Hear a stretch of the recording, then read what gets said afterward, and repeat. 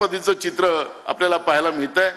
आपण आत्ताच मगाशी उद्धवजींनी सांगितलं, पवार साहेब सुद्धा, कारण की आपल्याला महिलांच्या सक्षमीकरणासाठी महाराष्ट्रामध्ये योजना सुरू करायच्या।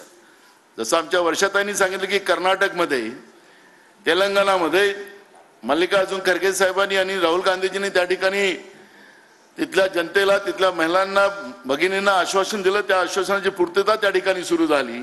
शेतकऱ्यांचं सरसकट कर्ज माफ करण्याची घोषणा केली, ते पण चालू झालं। याच्यापेक्षा जास्त लाडक्या बहिणीला पैसे तिथं दिले जातात। महाराष्ट्रामध्ये सुद्धा त्या पद्धतीचं महाविकास आघाडीचं सरकार करेल याच्यामध्ये कुठलंही दोमत नाही। पण यांच्यासारखं निवडणुकीच्या तोंडावर ही कुठलीही भूमिका घेण्याचं कारण नाही। महाराष्ट्रामध्ये महाविकास आघाडीचं सरकार आलं, पहिल्याच अधिवेशनामध्ये, नागपूरच्या पहिल्याच अधिवेशनामध्ये कर्जमाफीची घोषणा उद्धव ठाकरे साहेबांच्या नेतृत्वामध्ये महाराष्ट्रामध्ये केली आणि सरसकट शेतकऱ्यांना कर्ज माफ करण्यात आलं।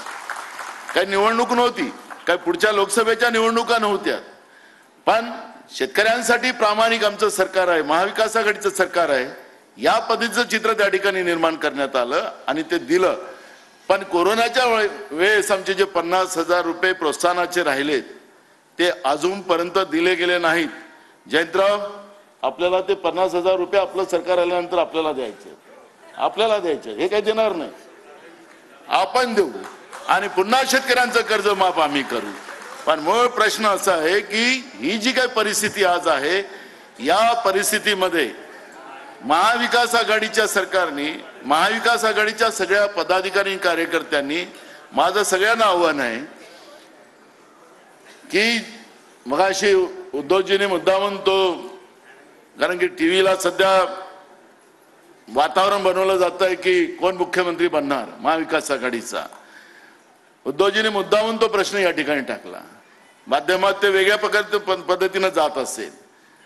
आम्हाला महाराष्ट्रामध्ये या भ्रष्टाचारी सरकारला, महाराष्ट्राचं धर्म आणि महाराष्ट्राचा स्वाभिमान विकणारं, गुजरातला विकणारं जे सरकार आज महाराष्ट्रात बसलेलं आहे, हे सरकार उद्ध्वस्त करणं आणि प्रामाणिक जनतेसाठी असणारं सरकार महाविकास आघाडीतून निर्माण करायचं।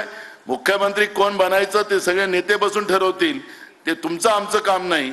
आणि त्या माध्यमातून आपण महाराष्ट्रामध्ये महाविकास आघाडीचं सरकार, एक बहुमताचं सरकार आणण्याचा संकल्प करून या ठिकाणी तो आपण सगळे जाऊ, असा विश्वास मी या ठिकाणी व्यक्त करतो आणि माझे 2 शब्द पूर्ण करतो। धन्यवाद।